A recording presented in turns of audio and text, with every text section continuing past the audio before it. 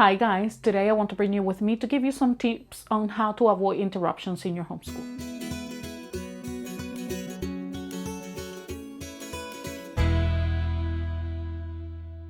Hi guys, welcome to my channel. My name is Emma and here I like to talk anything that has to do with homeschool, sprinkle a little bit of motherhood and lifestyle here and there. Today I want to bring you with me to share you just some tips on how to avoid interruptions in your homeschool.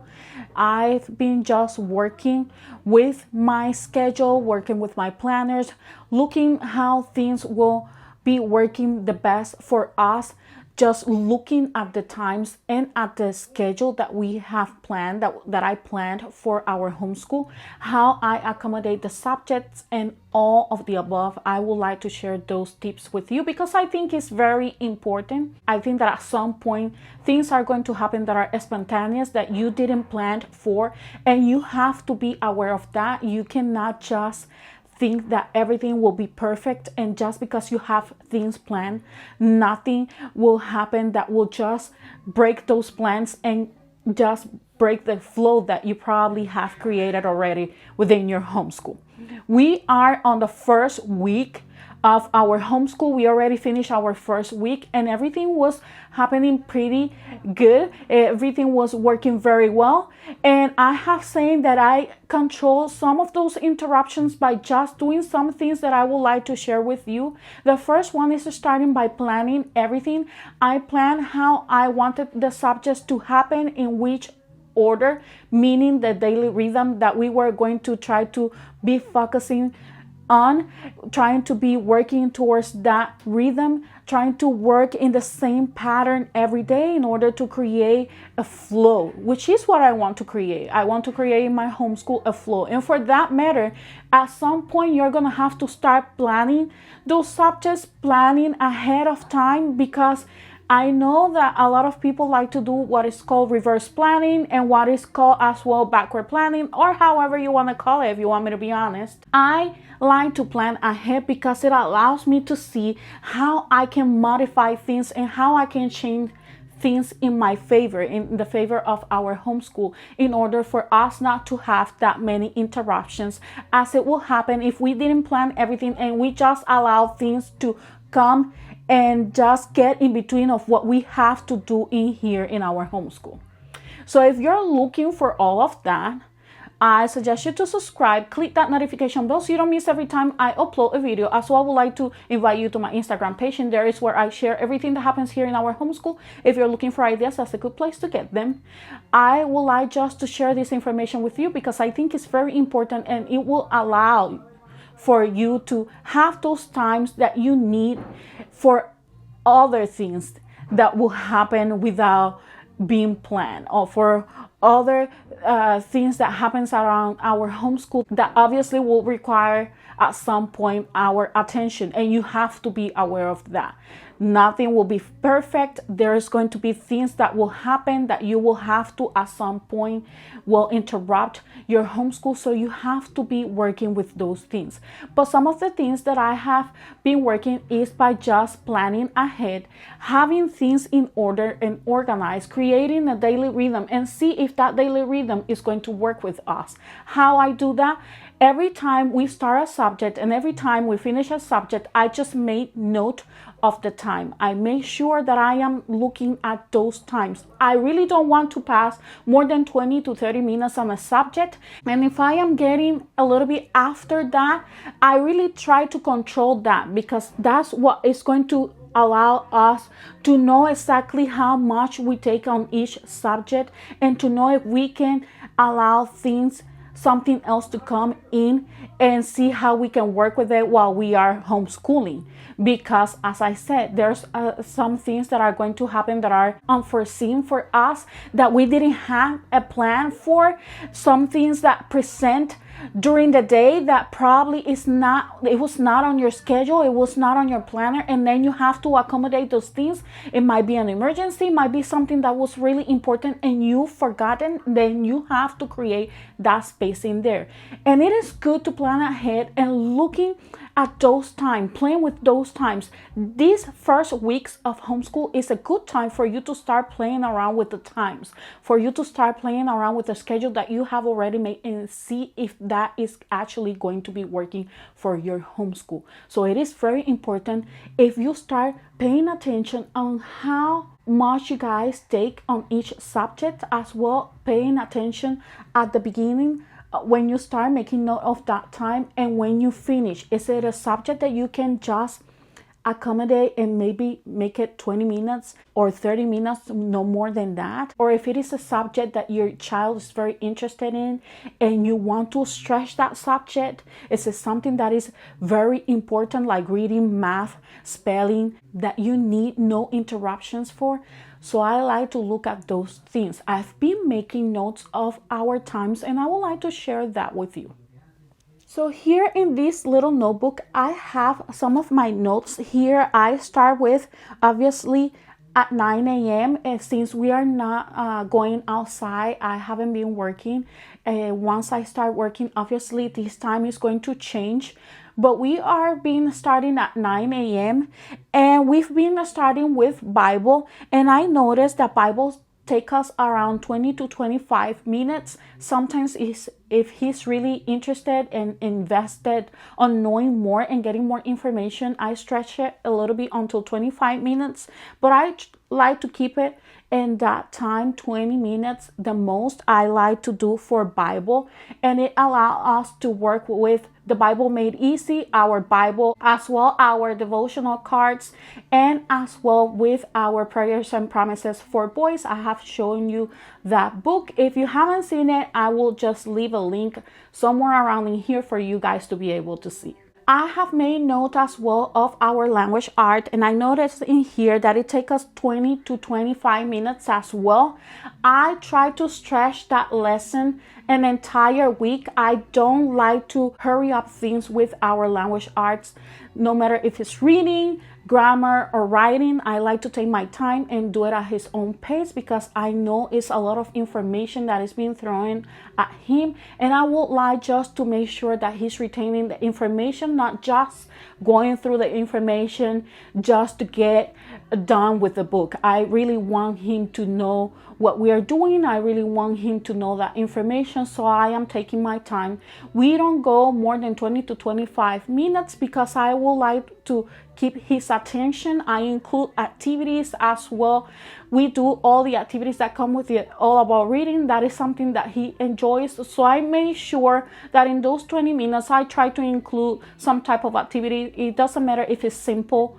If it's very simple, I will just like to add that activity there for him to be able to enjoy as well his reading, spelling, grammar, and writing. So for each subject, I try to stay within those 20 minutes. I noted that with grammar, fixed grammar, it takes us around 15 minutes. We haven't started with our first language lessons for the well-trained mind, so that is something that I will have to be looking a little bit after to see if that will add a little bit more minutes to what we are doing, or if it's something that I will be switching. I will let you guys know that a little bit later, but I hope that I have that information for you guys soon. But so far, our fixed grammar is just taking around 15 to 20 minutes as well, so it's been working very well. With the spelling, we don't take more than 20 minutes. I try to actually even do 15 minutes because the spelling is something that is very it causes for a lot of fatigue, because he has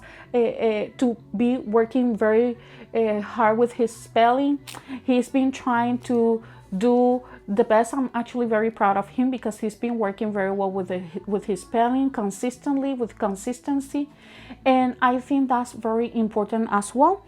So I noticed that for math, even though I was trying to keep it on the 20 minutes, it's taking us around 20 to 30 minutes. Depends on the lesson. If it's a lesson that is stretched a lot, it obviously is going to take us 30 minutes. If it's a concept that he's not understanding very well, it's taking us around 30 minutes. For history is a subject that we really enjoy as well a lot.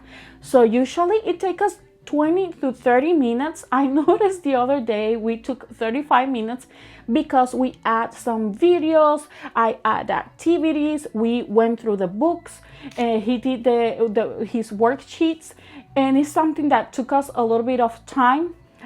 I still want those 20 minutes. So my vision and my concentration is to try to stay within those 20 minutes, because when I start working, obviously I am not going to have the same time that I have right now, and I would like as well to have the time to tackle the things that I have to do in our home that are not really homeschool related. So I would like to allow that time. So I am just trying to focus on having 20 minutes for each subject. For science is another subject that is taking us a long time because it's something that he's really interested in. He is invested in the science unit that we are doing right now, which is the B units. I've got some good information, if you want me to be honest, and I know the reason why he's being so interested in this unit. And it took us almost an hour, if not the hour, this last day that we did for science unit, which is Thursday. And he was so interested. It was so difficult for me to stop in those 20 minutes and just tell him no. At some point, I obviously ended and I expressed to him it was time to just stop, because at the same time, I know that once you pass those 20 minutes, that retention and attention is not there. So I would like to stay within those 20 minutes. But we stretched a little bit science because he was really invested and he was very interested in knowing more information and getting more information about bees. So I just decided to stretch that time. For lunch, we took 1 hour. So total, we took around like 4.5 hours. And that includes that 1 hour of lunch, 4 to 5 hours. And because we did that 1 hour of lunch, he had some breaks to stretch, to move around, to wiggle a little bit, and then continue with the subjects. So we had a pretty good time. We enjoyed our time, and it was not something that caused him fatigue because we stood most of the time inside those 20 minutes, which is very important for me. Okay, so we end up finishing around 3:30. That's where most of our days finish, starting at 9 a.m. Around 9 to 9, I would say 9 to 9:15. That's most of the times that I have in here for us that we start during that past week. So I am just letting you know so you guys have an idea on how you can do these things. And I have my notebook in here. I would like just to keep looking in here for me to be able to tell you guys what I am doing.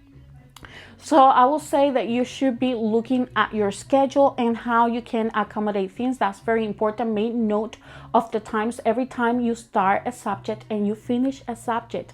At the end, that will give you an overall idea of how many hours you guys are doing of homeschooling. Okay, that's very important. Just making note of those times. Okay, as well, you have to be looking around. If you have more than one kid, is how you can delegate things, how you can do in order to delegate things while you're homeschooling one. Maybe this one can help you with something that you have to do that costs for you to have that interruption in your homeschool, whether it's cleaning, maybe accommodating something, just being able to delegate, being able to communicate that with your family, with your kids, if you have more than one kid, or with your spouse. If you are a single mom, well, obviously everything will rely on you. And that is the reason why I am sharing this with you guys. If you're a single mom and you have to do all the things around your house, you have to do homeschool and all those things, then you want to pay attention to those times. You want to pay attention every time you start a subject, finish a subject, how much you guys are going to have for lunch, and how you can accommodate things in order for you to be able to work with other things that are really not related to homeschool. Okay, the next one will be to communicate with your loved ones. If you are having constantly phone calls in the middle of your homeschool, in the middle of the time that you guys are doing homeschool, maybe communicating with your family that you are doing homeschool at that time. Let them know the time that you are going to have available for them, that you are going to be able to just talk to your family, or maybe if they have an emergency, letting them know that you will be homeschooling unless it is an emergency. Please just to refrain to the hours that you have set for you to take care of anything that happens, that your family wants to talk to you or they need to communicate something to you. Just let them know that time. I think that's very important. Let them know that at that time it's just focus on what you're going to be doing with your kid, which is educating your kid. So that is very important. Sometimes it just requires for us to communicate what we want to do and what we need to do in order for things to happen. If you are doing a co-op, it's very important that you pay attention to the times as well. How you can accommodate the time of the co-op. You know that at that time you are going to need to take the time to go and take your kid to the co-op if it's far away from your home. So you have to take that time in consideration, how long it takes you to take your kid from your home to the co-op and from the co-op to your home.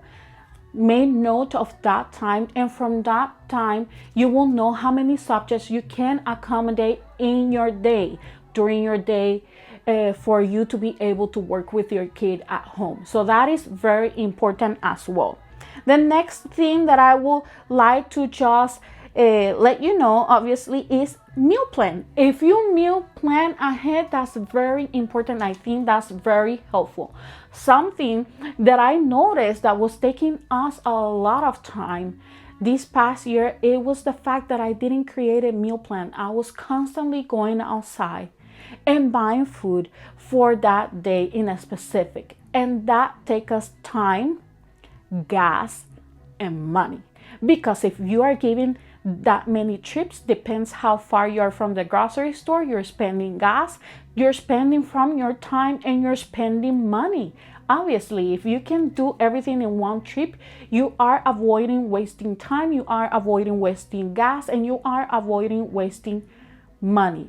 It's good to keep a budget as well. That is going to be helpful when you are trying to just avoid interruptions in your homeschool, because every time you have to go outside, again, it's time that you're wasting. So that is an interruption all by itself.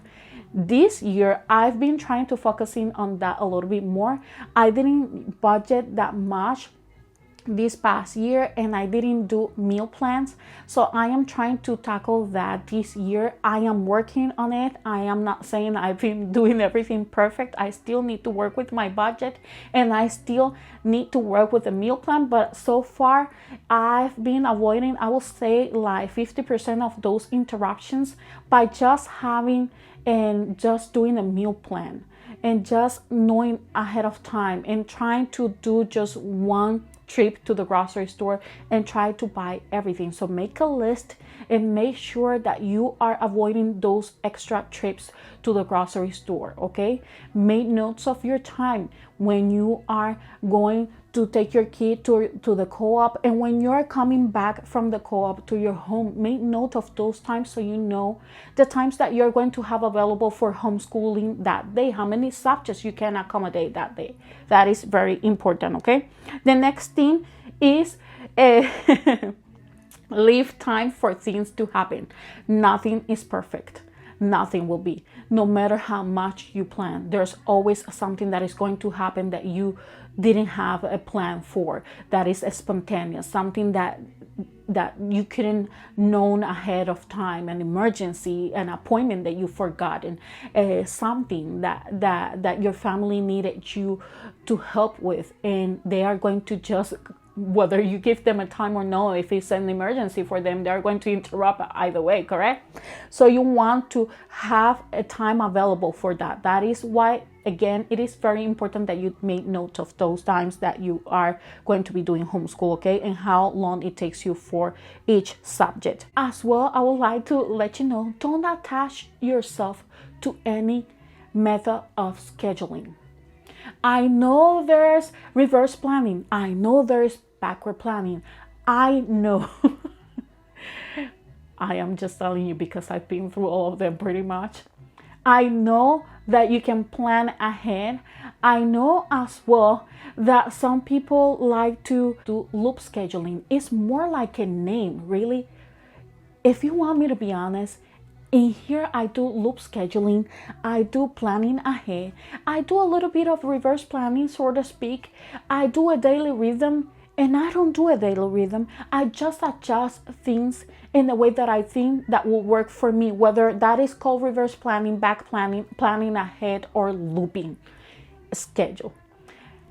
If you want things to work in your homeschool, you really want your schedule to work, you need to stop focusing on how things are called. It's more of a trend. If you want me to be honest, at some point I noticed in here within the homeschool community here on YouTube that it's becoming like a trend to call things a certain way, and then people have to box themselves on that thing in particular, whether it is to planning ahead, doing a schedule, whether it is how you accommodate things in your homeschool, whether it is if you're minimalism or no. It's just a box. If a looping schedule is what is going to work for your family, then do a loop schedule. If back planning is what is going to work for your family, do that. If it's going to work, reverse planning, do reverse planning. If it's going to work a little bit of all of that mix in your homeschool, within your homeschool, then you do that. In here, I have to say that I am very eclectic. I have to say that I don't attach myself to any a schedule in particular. I don't attach myself to whether it is looping schedule, reverse planning, and I hope I am making myself understand well when I'm trying to say this, and I am not criticizing anybody. I am just saying that sometimes we box ourselves and attach ourselves to the names that we put to certain things, including scheduling.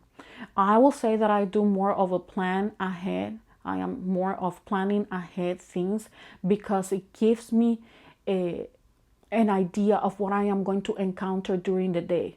Remember that when you plan ahead, it's just to create a routine, and that routine will take you at some point to create a flow. What you want to create in your homeschool is a flow at the end, because that is what is going to help you. That is what is going to help your kid to understand how things are going to happen during that day. That doesn't mean that things are not being able to happen spontaneously.